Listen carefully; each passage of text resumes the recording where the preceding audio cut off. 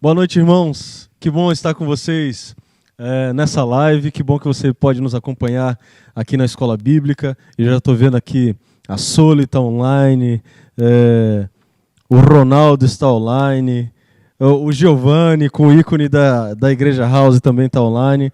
Isso é muito legal. Que bom que você pode nos acompanhar. Se você tiver perguntas, você faz a pergunta no Facebook e a gente vai tentar responder a respeito desse tema, que é extremamente importante numa época de crises como nós estamos vivendo, para que você entenda aquilo que você mesmo pode encarar e, de repente, resolver também.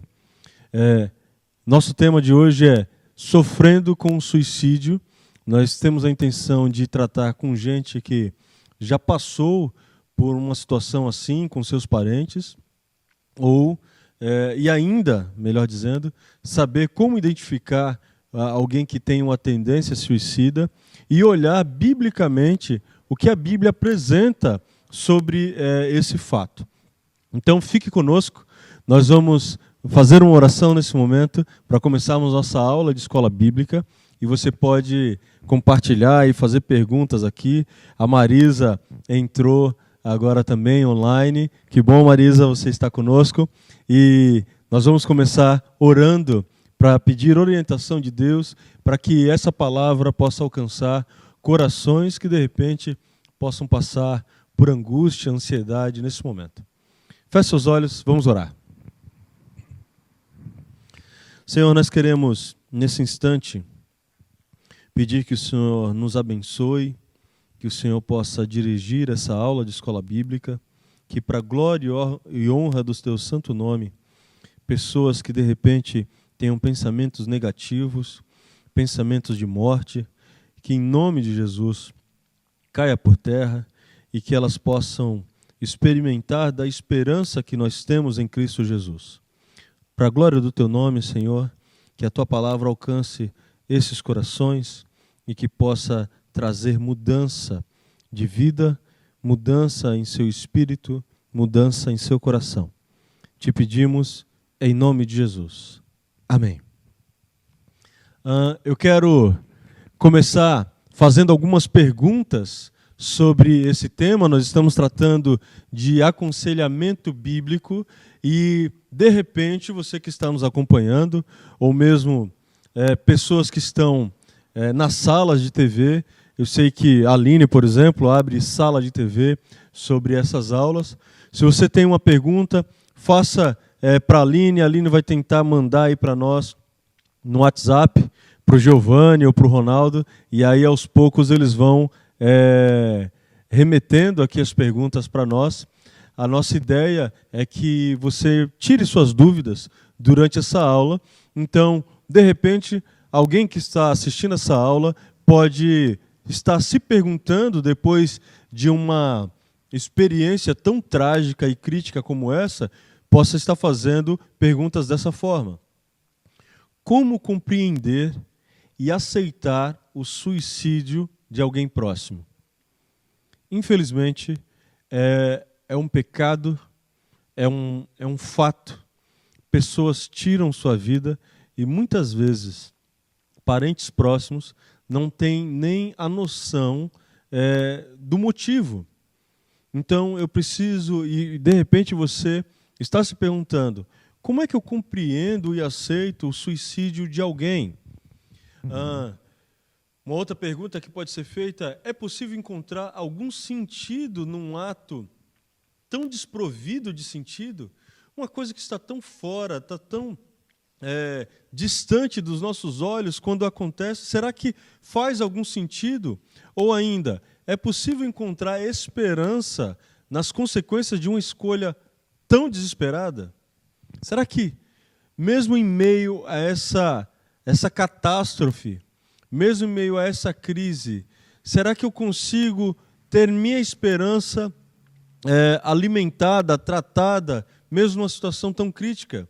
E a quarta pergunta, como o conhecimento de Deus pode fazer diferença em seu sofrimento? São perguntas que quem já passou por isso e experimentou uma situação como essa de pessoas próximas, podem se fazer, e é muito natural fazer perguntas como essa. Pensando nessas perguntas e pensando nas respostas bíblicas que nós vamos tratar aqui, nós desenvolvemos um roteiro de estudos que vai envolver como ajudar alguém após o choque. Então, a primeira parte do nosso estudo é como eu ajudo, como é que eu aconselho alguém que experimentou de uma situação como essa e que está desesperançosa. Essa é a primeira pergunta. A segunda é como perceber pensamentos suicidas. Então, a primeira envolve pessoas que perderam seus entes queridos. A segunda pergunta envolve como é que eu monitoro alguém que tem pensamentos suicidas. E a terceira pergunta é: o que a Bíblia fala sobre esse pecado? O que a Bíblia tem, o que a Bíblia apresenta sobre esse pecado chamado suicídio? São essas três perguntas que nós estamos querendo resolver, e são elas que vão nos nortear, vão nos direcionar para obter uma resposta bíblica, uma resposta vinda de Deus. Então, alguém que tenha experimentado com seus parentes, pode ter com seus parentes alguma experiência de suicídio, talvez ela se sinta abalada, ela se sinta ferida, traída ou mesmo confusa, ou as quatro coisas juntas. É muito natural quem passa por um trauma como esse ficar abalado, ferido, traído, porque haviam planos, haviam sonhos, haviam critérios e, de repente, tudo isso foi tomado da pessoa que permaneceu viva. E por ter proximidade, é natural que isso aconteça, assim como as reações que chegam até essas pessoas. É muito natural as pessoas entrarem em choque e também, diante de tantas questões, de tantos levantes, também é muito natural as pessoas passarem a ter sua fé abalada, serem descrentes e levantar ainda outras perguntas: onde estava Deus? Por que Deus não ouviu minha oração? Será que eu tenho culpa? Será que essa tentativa, essa atitude de um parente querido, será que é culpa minha? Será que foi eu que errei? E tudo isso vai gerando na pessoa que percebeu, que experimentou de perto algum parente perdendo sua vida desse jeito. É muito natural que essas perguntas, essas situações, essas emoções venham à tona. Então, dentro dos aspectos de dor, a gente pode perceber que vai haver confusão, vai haver desorientação, vai haver culpa, os questionamentos de será que não sou eu a culpada? Será que não sou eu o culpado? Vai haver o pensamento de quem é o responsável por esse ato, e ainda por cima, em meio a todos esses sentimentos e todos esses aspectos de dor, a pessoa que experimenta uma perda como essa vai ter medo de repente, numa situação crítica, fazer a mesma escolha. Então veja como é complexa. Não é algo simples de se resolver. Não é algo que você estala os dedos, olha, eu vou orar por você e Deus vai operar um milagre. Não é assim tão simples. Embora nós cremos que Deus pode mudar corações, que Deus pode abençoar a sua vida depois de uma aula dessa, por causa da Bíblia. Nós cremos sim que Deus tem poder suficiente para lhe tratar alguém que de repente está assistindo nesse exato momento. Mas, quando nós passamos a acompanhar de perto essas pessoas que experimentaram dessa perda, nós vemos que existe uma multidão de sentimentos que, às vezes, muitas vezes, as pessoas não sabem nem controlar e não sabem como agir. Como, então, eu posso ajudar alguém que, após um choque desse, eu preciso pensar, como eu falei, não há solução rápida e fácil. Não há solução rápida e fácil. Abra sua Bíblia aí em João 16, 33. João 16, 33. Tiffany está assistindo. Legal, Tiffany. Você está aqui conosco. Dona Eliette, também minha sogra, está assistindo. Abra sua Bíblia aí em João 16, 33.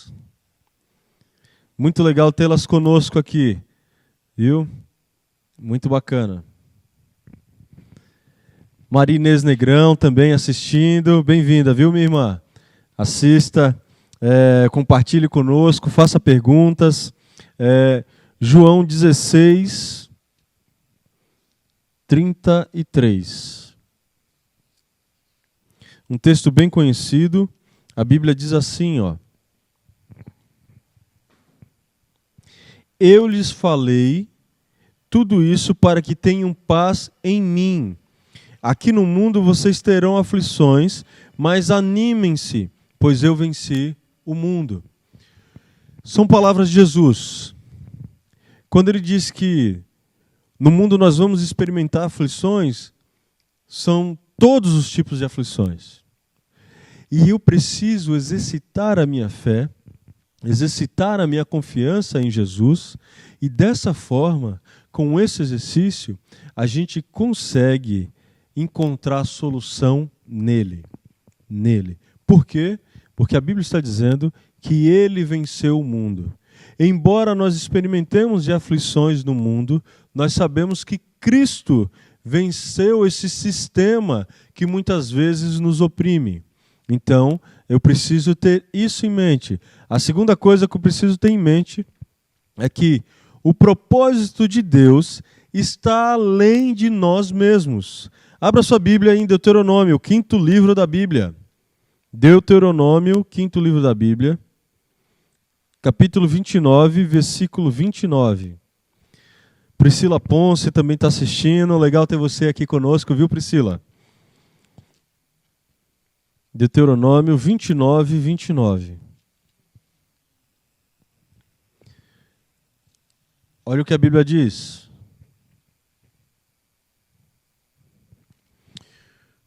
O Senhor nosso Deus tem segredos que ninguém conhece.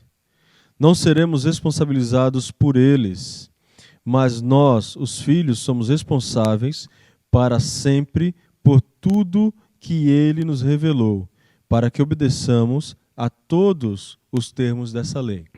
De repente, sua tradução está um pouco diferente. A sua tradução deve falar que as coisas reveladas são para os filhos e as encobertas. Galera, voltamos! Havia caído aí a nossa transmissão e agora a gente volta com a nossa live. Então, você que está acompanhando aí, voltamos. Que legal ter você. Graças a Deus você aguentou. Estamos falando da experimentação que Paulo teve em que o carcereiro iria tirar sua própria vida, né? Em Atos 16, 23, e estávamos falando que precisamos apresentar um evangelho de esperança a quem está se perguntando: o que eu posso fazer para ser salvo? O que eu posso fazer para ser salvo? Qual foi a resposta de Paulo? Crê no Senhor Jesus e serás salvo tu e tua casa. crê no Senhor Jesus e será salvo tu e tua casa. É o que diz aqui o versículo 31. Ok? Então nós já nos perguntamos sobre a interpretação errada da realidade, falamos que devemos interromper o processo, falamos que precisamos apresentar a esperança em Cristo. Já falamos em como ajudar alguém que passou por um problema assim com seus parentes, e aí agora nós terminamos de tratar dos pensamentos suicidas, como nós identificamos e qual é a nossa atitude, e agora sim nós queremos responder aquele aspecto sobre salvação e sobre o pecado de suicídio. O que a Bíblia diz sobre esse pecado? Primeiro, deixa eu lhe avisar logo antes. Se você está tendo pensamentos de suicídio, esse assunto agora não é para te dar mais confiança e tirar sua própria vida. Esse assunto agora é para te dar mais segurança para que você mude a trajetória, mude os seus pensamentos. Mas eu não posso mentir ou falar aquilo que a Bíblia não diz. A Bíblia ela vai apresentar diversos textos e nós vamos caminhar dentro de uma teologia que diz que o único pecado que não há perdão é o pecado contra o Espírito Santo.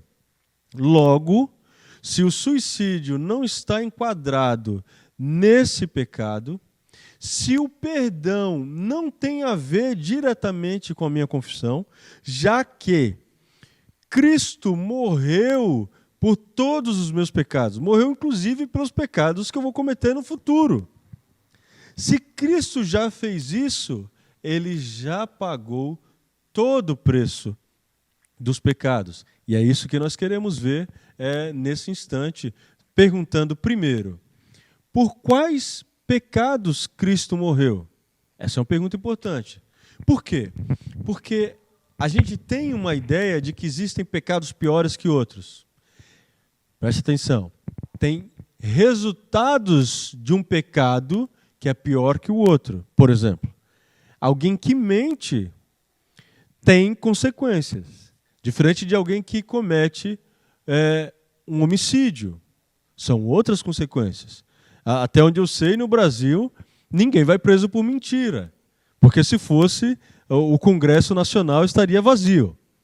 Mas, eu preciso pensar junto com você quais são os subsídios bíblicos que apresentam quais os pecados pelos quais que Cristo morreu. E aí nós temos o texto de Colossenses 2, versículo 13 e 14. Olha o que diz a Bíblia.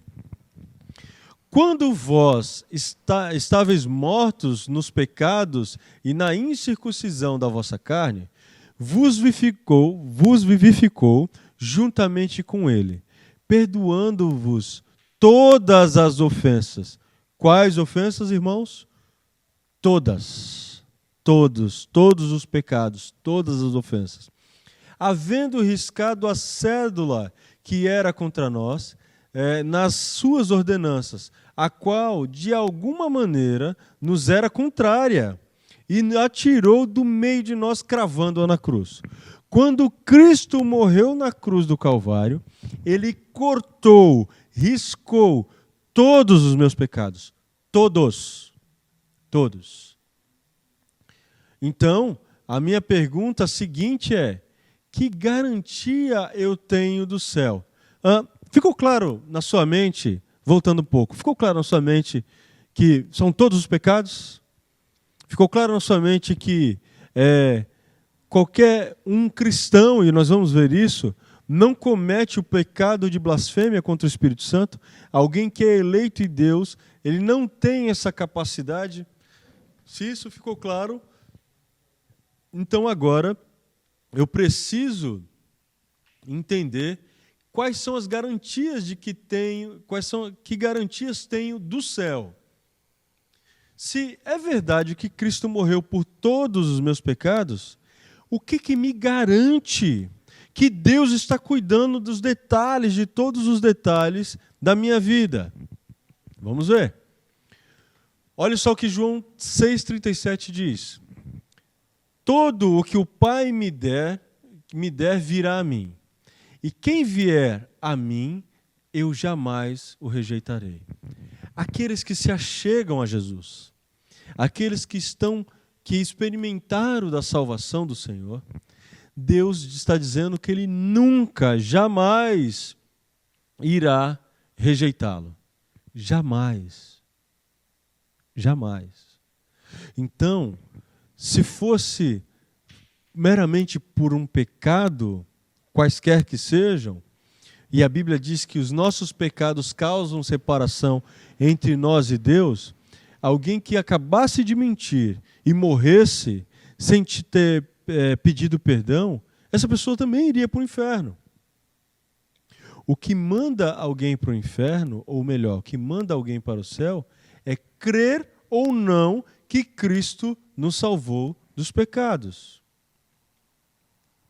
Não é uma barganha. Eu vou fazer isso aqui para agradar a Deus e Deus... Não, é gratidão.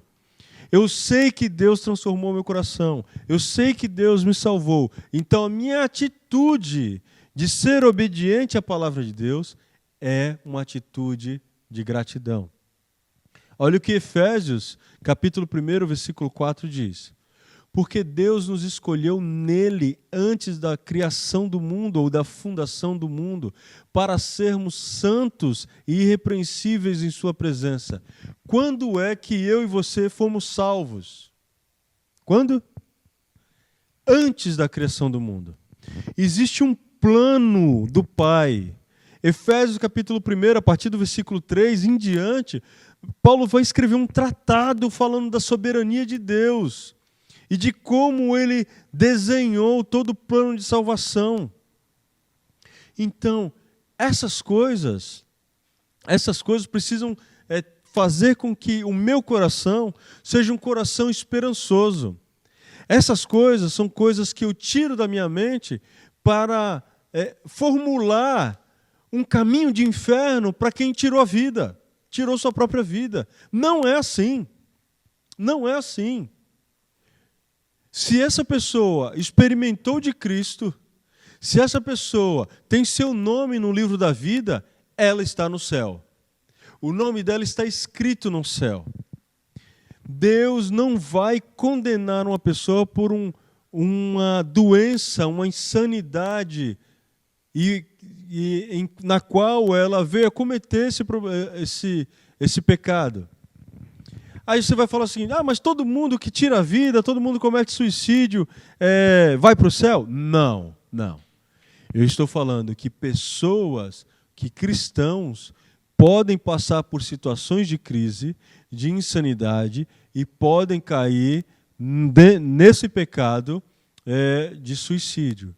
Mas o que eu estou tratando, quando eu falo de suicídio, eu estou tratando de santificação, de insanidade, não estou tratando de salvação. Porque a Bíblia está dizendo que aquele que é salvo, antes da fundação do mundo, é salvo sempre. Aí você pode perguntar, se é salvo sempre, então eu vou viver como eu bem entender. Provavelmente, então, você não é salvo. Porque a Bíblia diz também, em 1 João, que aquele que é de Deus não vive em pecado. Se você está encontrando, dentro dos textos bíblicos, que nós fomos salvos antes da fundação do mundo, se você está encontrando um lapso, uma desculpa para cometer pecado, então creia, você nunca foi salvo. Nunca. A salvação que nós temos em Cristo Jesus me traz um coração, no mínimo, grato. Eu não merecia e Deus me salvou. Não entendo porquê, mas Deus me escolheu. Olha o que a Bíblia diz na segunda carta aos Coríntios, capítulo 1, versículo 22. A Doroti está dizendo aqui, creio que a pessoa não quer tirar a sua vida, ela quer acabar com o sofrimento dela. É exatamente isso, Doroti. As pessoas tentam encontrar uma solução para o sofrimento e veem o suicídio como uma solução, né? 2 Coríntios, capítulo 1, versículo 22, vai dizer que quem também nos selou e nos deu penhor do Espírito em nosso coração. É um tratado que Paulo também está fazendo a respeito do sacrifício de Jesus na cruz do Calvário. Está dizendo que Ele, com o Espírito Santo, nos cela em nossos corações. Ele se colocou como penhor para nós, em nosso favor. Imagina, pare e pense um pouco. Imagine o livro da vida. Agora, imagine, Deus escreveu no livro da vida, antes da fundação do mundo, aí uma pessoa tirou a sua vida, e era um cristão, alguém temente a Deus, aí a pessoa tirou a sua vida. Eu vou apagar agora. Imagine os momentos em que eu e você cometemos pecado. O pastor Albertino cometeu pecado, estou apagando o livro. Pediu perdão? Opa, estou colocando o nome de volta no livro. Pecou de novo? Estou apagando o nome do livro. Cara, não é jogatina. Eu preciso crescer espiritualmente em santificação, me aproximar cada vez mais de Deus. E dentro desse percurso, lógico que vão ter acidentes, vão ter pecados, mas isso não pode ser algo habitual na minha vida. Se eu tenho o Espírito Santo habitando no meu coração, é Ele mesmo quem vai me constranger, vai me envergonhar, vai me incomodar para abandonar o pecado. Eu não sou mais escravo do pecado. Alguém que comete suicídio, como a Dorothy colocou aqui, ele está procurando um caminho para o sofrimento. E a gente precisa, como nós vimos na outra parte do estudo, nós precisamos interromper esse tipo de pensamento. Interromper esse tipo de pensamento. O que é que eu e você precisamos entender, então? Suicídio não é o pecado imperdoável. Abra sua Bíblia, por favor, em Marcos, capítulo 3, versículo 25 a 32.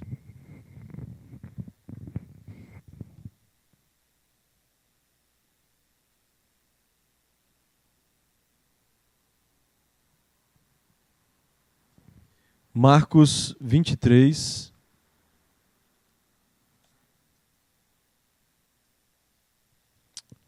Marcos 3, versículo 25.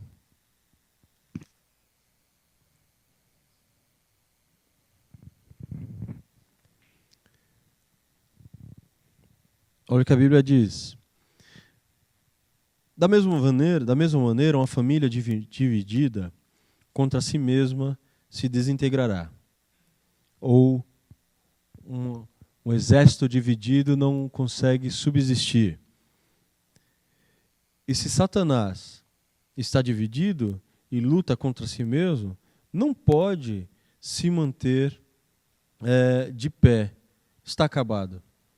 Quem tem poder para entrar na casa de um homem forte e saquear os seus bens, ou entrar na casa do valente e saquear os seus bens? Somente alguém ainda mais forte, alguém capaz de amarrá-lo e saquear a sua casa. Jesus Cristo de Nazaré. São os personagens, Jesus e o diabo. Eu lhes digo a verdade. Jesus está dizendo isso aos fariseus, os religiosos da época. Eu lhes digo a verdade. Todo pecado e toda blasfêmia podem ser perdoados. Mas quem blasfemar contra o Espírito Santo jamais será perdoado. Esse é o pecado com consequências eternas. Ele disse isso porque afirmava: está possuído por um espírito imundo. Então, a mãe e os irmãos foram vê-lo. Ficaram de longe, de fora, mandaram alguém avisá-lo para sair e falar com ele. Havia muitas pessoas sentadas ao seu redor. E alguém disse: sua mãe e seus irmãos estão do lado de fora e te procuram. Jesus respondeu: quem é minha mãe e quem são os meus irmãos? Jesus está começando, e eu li até esse trecho, até o 33, porque Jesus está começando a expor que Ele é o próprio Deus. E Ele não precisa mais ter uma justificativa familiar, terrena. Ainda mais que Ele estava diante de uma discussão que depois que ele expulsou o demônio de uma pessoa, os fariseus estavam falando que ele estava expulsando o demônio pelo poder de Beelzebu. E aí começa o texto que nós lemos. Começa o texto que diz, olha, mas uma casa dividida não pode subsistir. Não pode subsistir. Como é que é isso então? E aí Jesus fala, todos os pecados serão perdoados, mas aqueles que blasfemarem contra o Espírito Santo de Deus, esse pecado não terá perdão nem aqui e nem na eternidade. Um cristão, alguém que já experimentou da vontade de Deus, aquele que tem Deus em seu coração, tem o Espírito Santo, ele é a habitação do Espírito, ele não comete esse pecado de blasfemar contra o Espírito Santo de Deus. Não comete. Então, o que nós estamos pensando aqui é o que nós podemos concluir então. Nós concluímos e nós vamos terminar nesse momento, e se você tiver perguntas, eu acho que vai ficar para um outro momento, que são 19h33. O que é que nós concluímos nesse instante?